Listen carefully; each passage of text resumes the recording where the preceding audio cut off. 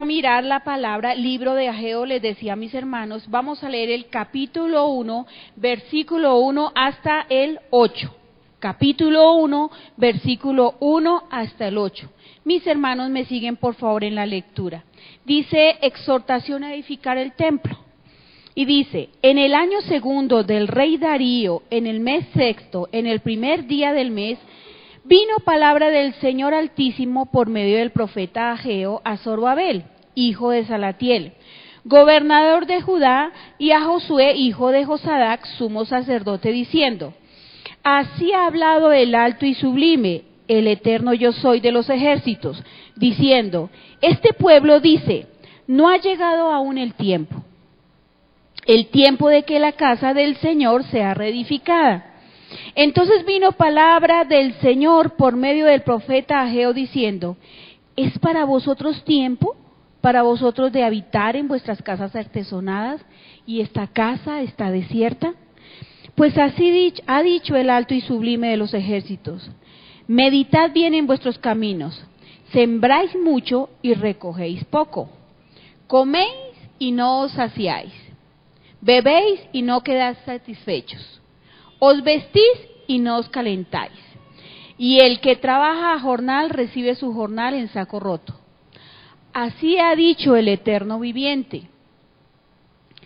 Meditad sobre vuestros caminos, subid al monte y traed madera y reedificad la casa, y pondré en ella mi voluntad y seré glorificado. Así ha dicho el alto y sublime, eterno, gran yo soy. Amén. Amén. En esta noche el título del tema es Limpiando la casa. Es el título del tema en esta noche. Limpiando la casa. ¿Y cuál es el objetivo? Hacer una revisión, un paralelo entre la situación que se vivió en ese momento histórico y la situación que estamos viviendo nosotros como hijos de Dios. ¿En qué aspecto vamos a ver limpiando la casa? Vamos a manejar tres aspectos. La casa de mi vida espiritual, uno, la casa de mi cuerpo y la casa de mi hogar. En esos tres aspectos. Pero entonces, volviendo a Ageo, al versículo 1, saben mis hermanos que me gusta buscar el significado de los hombres. Para mí me gusta hacerlo, me ayuda a entender mayores cosas. Literalmente, la historia de Ageo, en la porción que acabamos de hablar, literalmente está hablando desde la reconstrucción, de la reedificación o de arreglar el templo. Históricamente, ¿qué pasa? Los judíos se olvidaron de adorar la casa, descuidaron el templo, se olvidaron del templo, estaba en ruinas, pero ellos estaban muy prósperos económicamente, estaban muy bien, entre comillas, de tal manera que eso les hacía olvidar la casa de Dios. Entonces el Señor envía al profeta para que les digan, han descuidado mi casa. Y aquí viene el título, exhortación a edificar el templo. Pero quiero en esta noche, mis hermanos, que tomando esta historia literal, la llevemos a nuestra propia vida. ¿Por qué edificar mi vida espiritual? Porque en mi vida, en mi ser, mora el Espíritu Santo. La palabra dice que nosotros somos el templo del Espíritu Santo. Cuando nosotros hemos reconocido nuestro pecado, nuestra maldad, nos arrepentimos, la confesamos delante de Dios, el Espíritu Santo mora en nuestras vidas y es el Espíritu Santo quien nos ayuda a ver cuando estamos torciendo el camino. Entonces, estoy hablando de esta casa. En esta casa mora el Espíritu Santo. Hay una vida espiritual. Si mi vida espiritual está muerta, yo no entenderé, no recibiré cuando el Espíritu Santo me comunique algo, porque mi espíritu va a estar bloqueado y no va a recibir lo que viene de parte del Padre, del Hijo y su Espíritu Santo. ¿correcto? Entonces necesito que se edifique esa casa espiritual. Mi propio cuerpo, si mi cuerpo lo estoy llevando a los excesos, mi cuerpo va a demandar energía, mi cuerpo se va a envejecer prematuramente, mi cuerpo se va a acabar. ¿Y mi hogar? ¿Cuál es el lugar en donde nos sentimos seguros? ¿O cuál debe ser el lugar en donde nos sentimos seguros? En donde nos sentimos apreciados, amados, en donde nos sentimos guardados. Nuestra casa, nuestro hogar.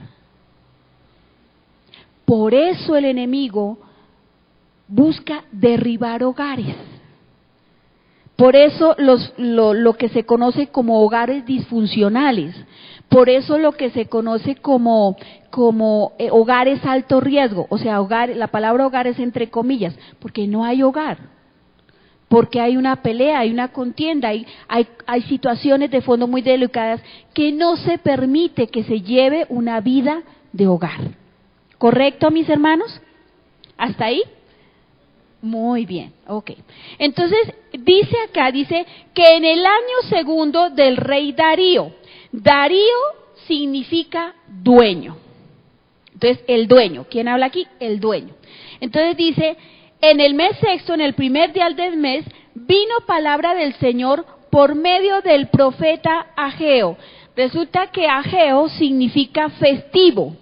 O sea que este hombre, me lo imagino, y de hecho tenía que ser en semejante época tan difícil, pues este hombre debería tener un carácter o una manera anímica, por decirlo así, de ser muy jocoso, de verle como la alegría en medio del conflicto. No han visto, por ejemplo, nosotros, o sea, digo yo, de personas cercanas a mí que son de ese tipo de personas, es mi hermana Yanira. Mi hermana Yanira, cuando hay un conflicto, un problema, ella se ríe. Y ella siempre le ve el apunte a favor de la situación. Entonces, el significado del nombre de este varón es festivo. Y él es un profeta de Dios. Y resulta que viene palabra por el profeta Ageo a Zorobabel. Zorobabel significa nacido y esparcido en Babilonia. Eso es lo que significa Zorobabel. Sabemos muy bien qué era Babilonia, ¿no? Tenemos los antecedentes de una o de otra manera de cuál era la condición de Babilonia. Entonces, o eran nacidos o eran esparcidos, es decir, de la gente que era cautiva, sus hijos venían a ser esparcidos en esta tierra. Ese es el significado del nombre Zorobabel. Este ya es un hombre viejo, porque dice que, este es un hombre joven, Dice que Ageo le habla a Zorobabel, y Zorobabel es hijo de Salatiel. Salatiel significa pedido a Dios. Entonces, Salatiel es el viejo.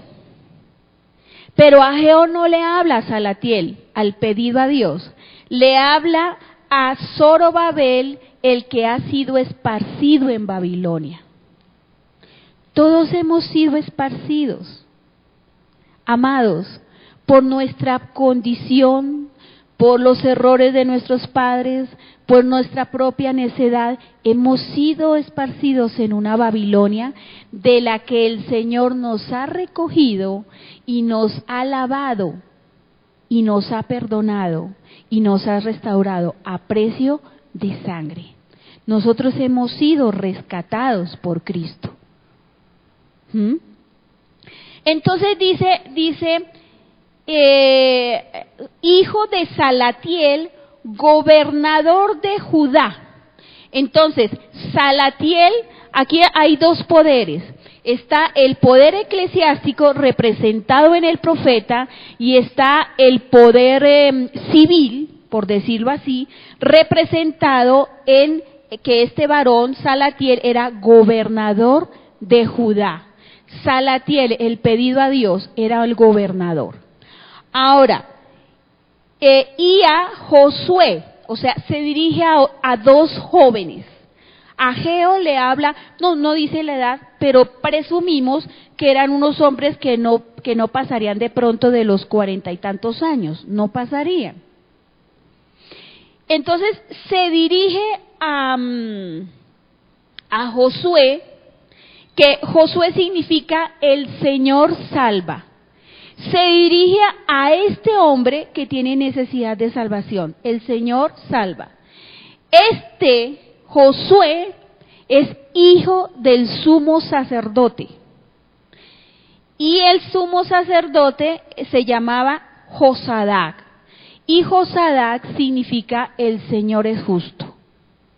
Entonces, el sumo sacerdote en una época tan dura, su nombre significaba el Señor es justo. Y su hijo se llamaba el Señor salva. En todo está implícito el carácter de Dios. En toda su creación, en todas nuestras vidas está implícito Dios, porque Dios es nuestro creador. Entonces dice sumo sacerdote diciendo, ¿qué podemos destacar de este versículo 1 en la Biblia?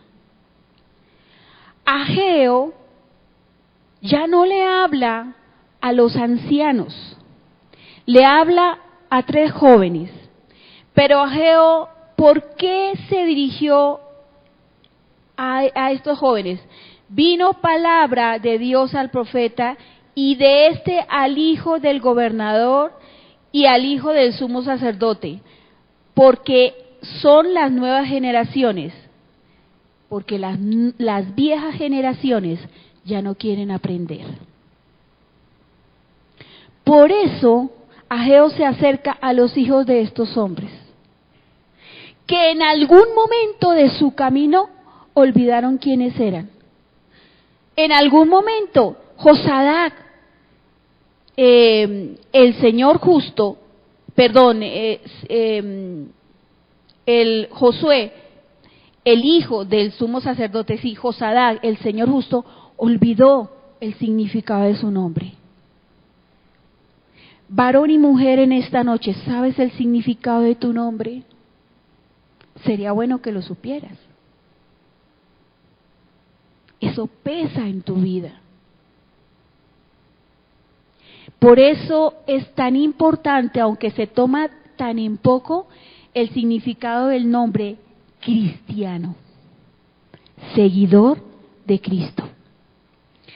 Entonces ya las viejas generaciones no querían aprender, por eso la advertencia viene para los nuevos. ¿Y qué les dice? Dice, así ha hablado el alto y sublime de los ejércitos, el gran yo soy, diciendo, este pueblo dice, no ha llegado el tiempo de que la casa del Señor sea reedificada. No, todavía no es hora. Dice más, entonces vino palabra del Señor por medio del profeta Ageo diciendo, ¿acaso es para vosotros tiempo, para vosotros de habitar en vuestras casas artesonadas y mi casa desierta? Pues así ha dicho el Señor de los ejércitos, meditad bien en vuestros caminos. ¿Qué nos habla esta parte? Tengo que hacer un trabajo con mi propia vida, un trabajo de levantar mi vida en Dios, pero es que no tengo ganas, tengo pereza, mañana.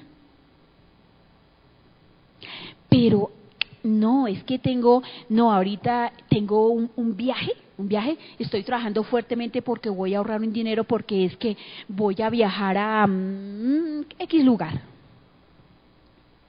No, es que yo tengo que comprar una casa, estoy haciendo esto porque o mi carro.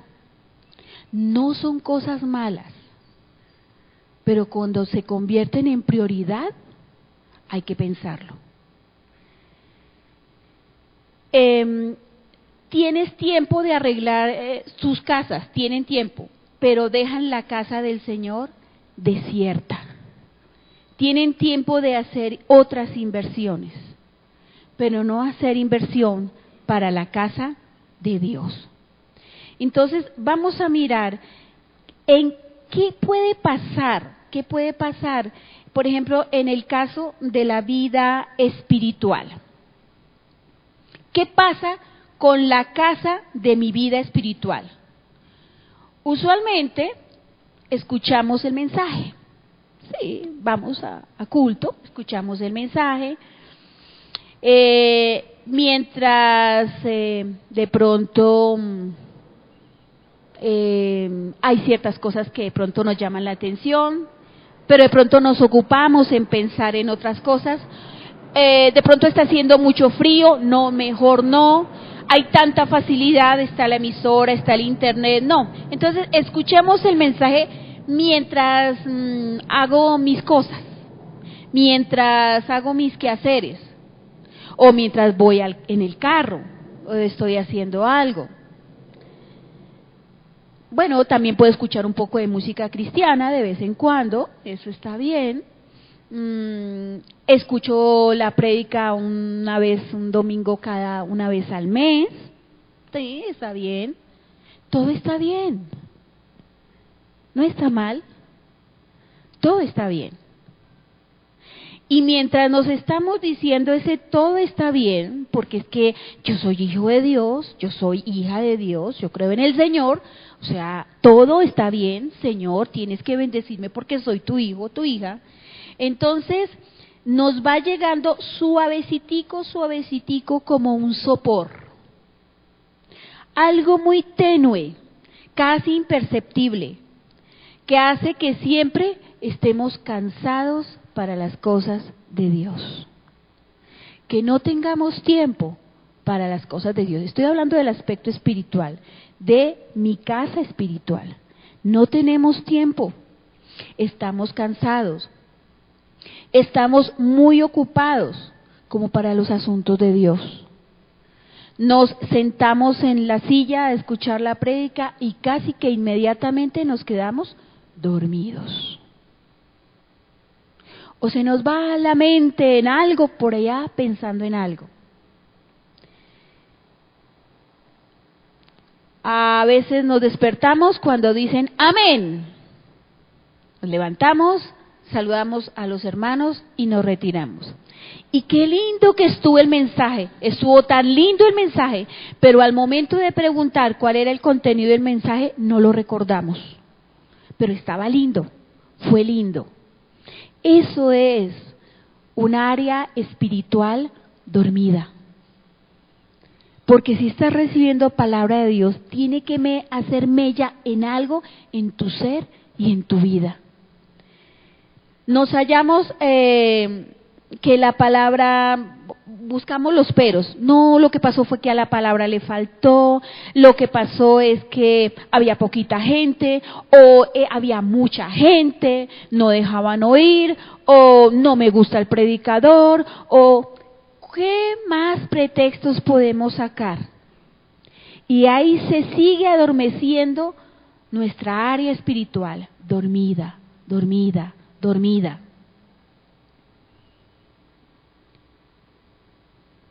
Sin embargo,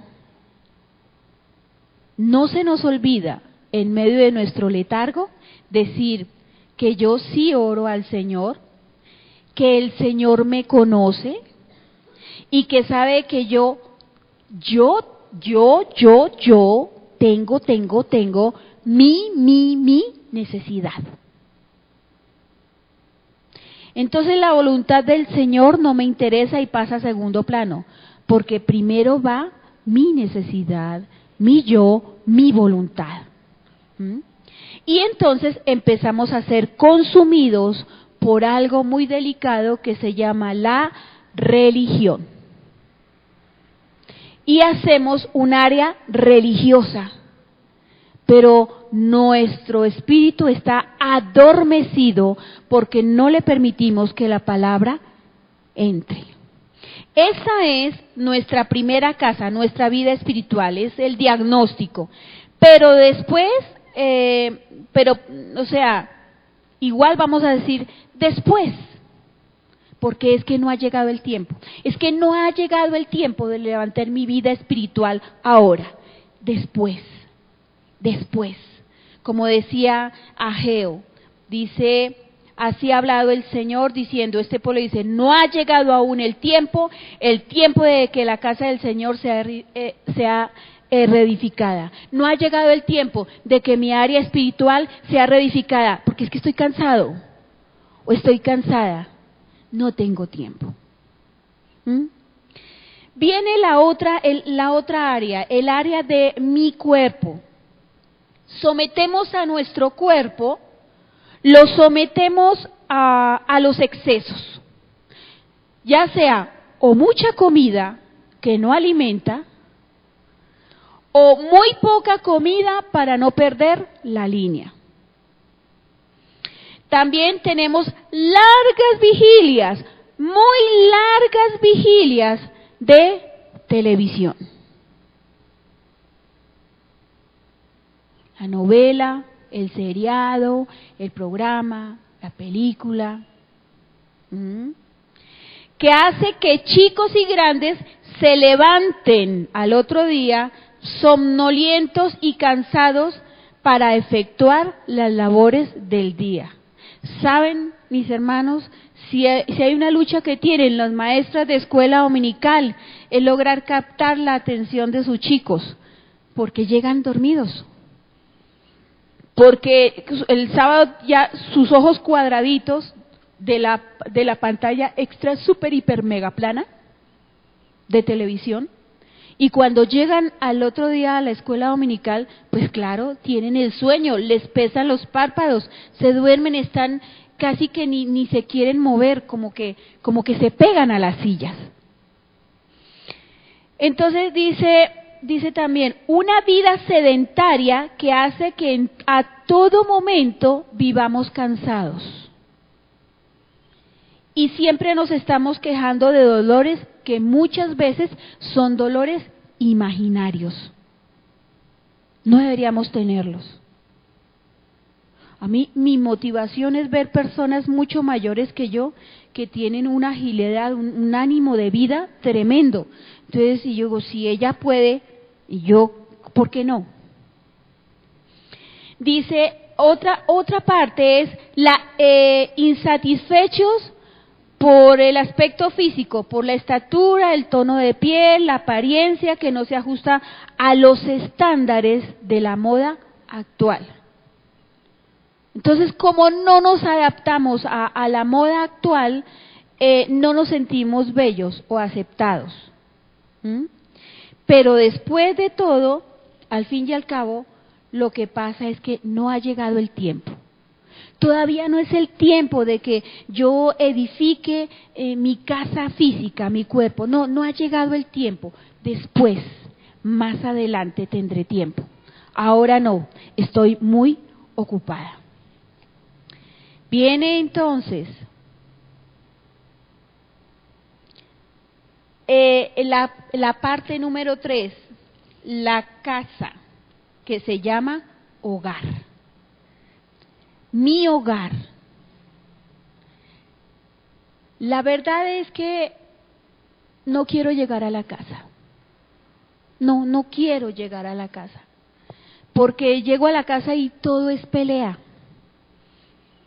Todo es problema. Me tienen la lista. No hizo, desobedeció, esto, lo otro. Todo lo que implica el núcleo familiar, aunque están ahí, no están. El esposo está viendo su televisión, su noticiero, sus programas. Estoy hablando en el caso de las esposas. Sus hijos, uno de los hijos está en el Face. Está pasando sus mensajes por el Face. El otro está moviendo descontroladamente sus dedos en el juego, que está en el celular. Su hija está en la cama con la tabla.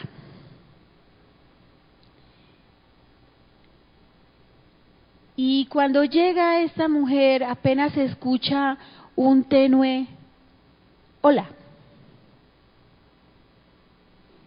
Y apenas sí se escucha, ¿qué tal, mamá? El fregadero está cargado de loza sucia, hay más loza sucia en el comedor, y un alegre mija del esposo. Menos mal que llegó porque está siendo hombrecita. ¿Quién no ha vivido unas experiencias así? Y en medio de su cansancio, piensa que esa casa, con todo y sus miembros, está tan vacía como su alma. Vámonos al caso del varón. Llega el varón, tuvo un día terrible en el trabajo, agotador, y llega a su casa buscando un momento de refugio, de paz y de silencio. Pero encuentra una mujer huraña, que lo primero que le extiende es la mano. ¿Trae o no trae? Mire, ya vino el del arriendo y el de los servicios también, y hay que ir a la colegiatura. Y ese chino se portó mal, entonces usted va, yo no voy a ir allá, usted va a poner la cara allá en ese colegio, yo no voy a poner la cara, estoy cansada. Y llega este hombre y apenas espera, se sienta como esperando, ¿habrá algo de comer? Estoy tan cansado. Yo no sé, los hombres en el área del alimento son muy débiles. Si quieren ver a un señor enojado, véanlo con hambre. Eso, ¿sí o no? Las esposas digan si no es así. Vean a un señor, véanlo con hambre, sea niño, sea adulto, y verá. Y entonces espera este pobre hombre en medio de un día terrible, porque el jefe, él hizo su trabajo muy voluntariamente, y el jefe lo que hizo fue que le echó a pique el trabajo porque vino el otro sabido, el otro avispado, y entonces se autonombró que era el que había hecho el trabajo, y él, este pobre hombre que hizo el esfuerzo y todo, quedó anulado. Así que él llega mal a su casa, espera comer algo, pero entonces le tiran un plato con una tostada y un café. No hay más. Mientras él siente el olor a comida, porque la señora, por castigarlo, repartió la comida en casa y a su esposo lo dejó sin comer porque no traía el dinero. Ay, hermana, tan exagerada, ustedes supieran. Yo no estoy hablando cosas inventadas, estoy hablando cosas que han pasado. Entonces, cuando llega esta situación, nuevamente, quisieran como ir y, Señor Dios mío, aquí estoy, ayúdame por favor. Pero entonces viene otra vez el después, porque no ha llegado la hora de edificar el templo de mi casa, de mi hogar. Siempre posponemos las cosas de Dios, siempre las posponemos. Dice Ageo, sembráis mucho y recogéis poco, coméis y no os saciáis, bebéis y no quedáis satisfechos. Siempre hay esa queja, nada nos llena. Si es la chaqueta, porque la chaqueta es marca Pajarito, pero cuando salió vio otra que era marca Dos Águilas, entonces quiere tener la Dos Águilas porque ya la Pajarito no vale la pena. Si es tantas cosas que son minucias, iglesia preciosa, minucias, y se echa a perder lo verdadero, que es el hogar. Se echa a perder el que esposo y esposa tengan un momento de coinonía, de hablar, de estar reunidos, de que los hijos puedan estar en ese tiempo de compartir con sus padres. Porque el padre está invirtiendo todo el tiempo trabajando, o la madre está haciendo exactamente lo mismo, invirtiendo todo el tiempo trabajando y no hay tiempo para el hogar.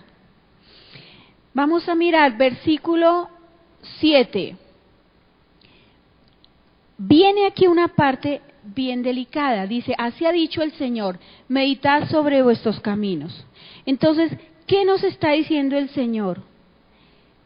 Piensa largamente qué estás haciendo hoy con tu vida. Piénsalo ya. ¿Qué estás haciendo con tu vida? ¿Qué pasa cuando tú abres tus ojos y miras el nuevo día? ¿Qué piensas? ¿Qué estás haciendo con tu vida hoy, ahora, en este momento? Por eso el Señor nos dice, en el versículo 7 nos dice, así ha dicho el Señor, meditad sobre vuestros caminos. O sea, meditad es piense, tómese su tiempo en pensar en qué es lo que ha caminado de su vida, qué ha hecho con ella. Hasta hoy, ¿qué ha hecho con su vida? A sus 25, a sus 30, a sus 50, a sus 55 años, a sus 60, 70, ¿qué ha hecho con su vida? ¿Nada? ¿No ha tenido tiempo? Porque las cosas físicas son eso, físicas, están hoy y mañana no están. Pero las cosas espirituales, las cosas de Dios son eternas, son para toda la vida. De hecho, nuestra alma es eterna y nuestra alma va para el Señor. Entonces dice, piensa largamente qué haces con tu vida. Dice el versículo 8, es hermoso, dice, subid al monte y traed madera y reedificad la casa y pondré en ella mi voluntad y seré glorificado, ha dicho el Señor. Entonces viene esta parte. Subid al monte y traed madera y reedificad. ¿Qué es reedificar? Es construir sobre algo que ya está hecho. Nos dice subir al monte. Subir, no nos está pidiendo el favor, dice, por favor, si tiene tiempo, si puede, le está diciendo, suba al monte. Es una orden, no es para cuestionarla, es ya, obedezca, haga caso, suba al monte, es una orden. Y es más, dice, ¿a dónde? El monte es sinónimo de ¿qué? De esfuerzo, de trabajo, de un trabajo mantenido, de ir equipado. Imaginémonos a esta persona, ¿a qué tenía que subir al monte? A traer madera, luego tenía que subir al monte y volver a bajar del monte con madera. Esta persona subía al monte, ¿qué tenía que llevar? Al menos un hacha para cortar la madera, al menos agua para beber, algún alimento para el camino. Tenía que ir con un buen calzado para trepar por donde iba. Muy probablemente no iba en pleno rayo de sol, sino iría en las horas de la madrugada, precisamente para que no le fuera a tomar el sol y le cayera de lleno. Los que hemos tenido alguna vez, yo creo que todos aquí hemos tenido que pegarnos unas caminadas tremendas bajo el sol, y cómo nos debilita, ¿sí o no? Nos cansamos. Entonces buscamos la sombra. Luego, no solo tiene que ser un trabajo continuo porque no se puede parar a medio monte, tiene que subirlo porque arriba del monte es donde tiene que ir por la madera. Y tiene que devolverse, no solo con lo que lleva, el hacha o lo que lleva para cortar la madera, sino que tiene que devolverse ¿con qué? Con la madera. ¿Qué es la madera? Es la oración. Dice, muy posiblemente, dice, la madera tipifica la oración continuada, metódica, sin desmayar, aunque no se vea el resultado en el momento. No debemos bajar la guardia en la oración.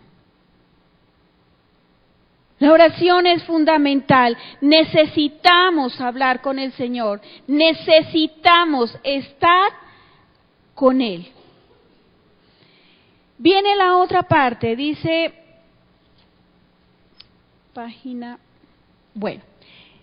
¿qué hacemos entonces? Hemos subido al monte, hemos bajado la leña, ¿para qué? Para limpiar mi vida espiritual. ¿Cómo limpio mi vida espiritual? Deja tu letargo, deja tu sueño, sube al monte de la oración, habla con el Señor, dile al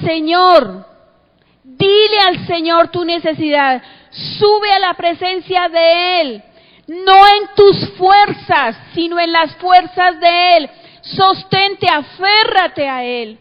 Dile, háblale, habla con Él.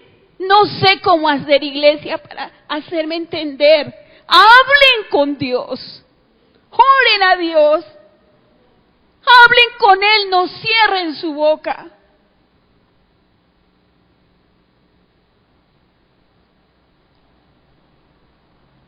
Sube a su presencia.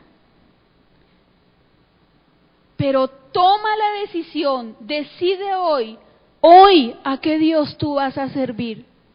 Decide si vas a servir al Dios con D mayúscula, al Dios que quiere tu bien y que quiere bendecirte, o al Dios con D minúscula que quiere tu fin y tu vergüenza. Escoge qué Dios le quiere servir. El Dios con D mayúscula es tu Padre. Es el que te rescató a precio de sangre. Pero el Dios con D minúscula espera tu caída para pisarte, para avergonzarte. Esa es una decisión de parte tuya. Obliga a tu carne, proponte y cumple alimentar tu espíritu por medio de la lectura de la Biblia. Si escuchas una emisora cristiana, proponte a orar por otras personas, cuando en las las emisoras están orando por necesidades. Por un momento, hazlo, arrodíllate al ladito del transmisor, del radio, lo que sea, equipo, lo que sea, y ora por esa oración que están pidiendo. Un huérfano, una persona, una calamidad. Es una manera de zafar tu egoísmo, desprenderlo de ti y clamar por otros. Haz ese ejercicio. Yo lo hice. Pidiendo en oración para que puedas renunciar a tu propia insatisfacción, proponte y cumple el llorar al Señor, el contarle tus cosas y el contarle lo que te hace llorar y lo que te hace reír. Hazle realmente parte de tu vida. A Dios hay que hacerle realmente parte de tu vida. Y vamos para la parte de tu cuerpo. La parte de tu cuerpo. Revisa a conciencia las actividades que te hacen perder el tiempo y suprímelas. Quítalas de tu vida. Procura hacer algún tipo de ejercicio para que se oxigene tu corazón y tu cerebro. Cambia tus hábitos alimenticios y come cosas sanas. Aprende a aceptarte tal como eres y entender de una vez y por todas que tú eres un modelo exclusivo de Dios y no las formas en serie que producen los mal llamados o las mentes limitadas de la moda. La moda quiere todo iguales, el color de moda, el corte de moda, etcétera, etcétera. Pero es que Dios no te diseñó a ti como copia. Dios te diseñó como un modelo exclusivo.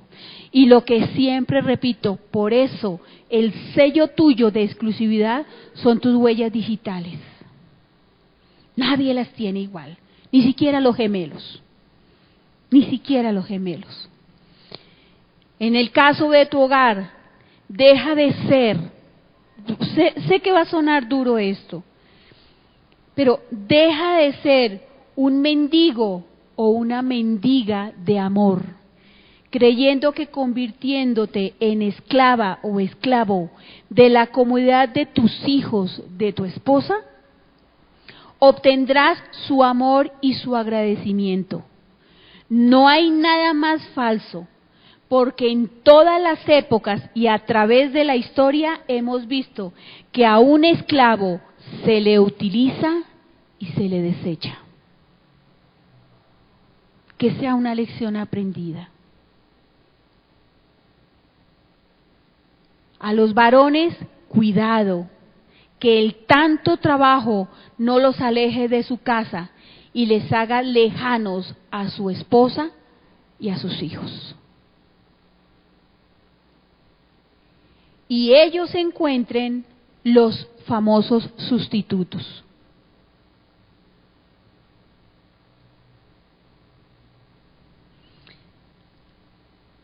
Hágase el propósito inicialmente de renunciar por un día a esas cosas que están tan apegadas a ustedes y pasen un día en familia.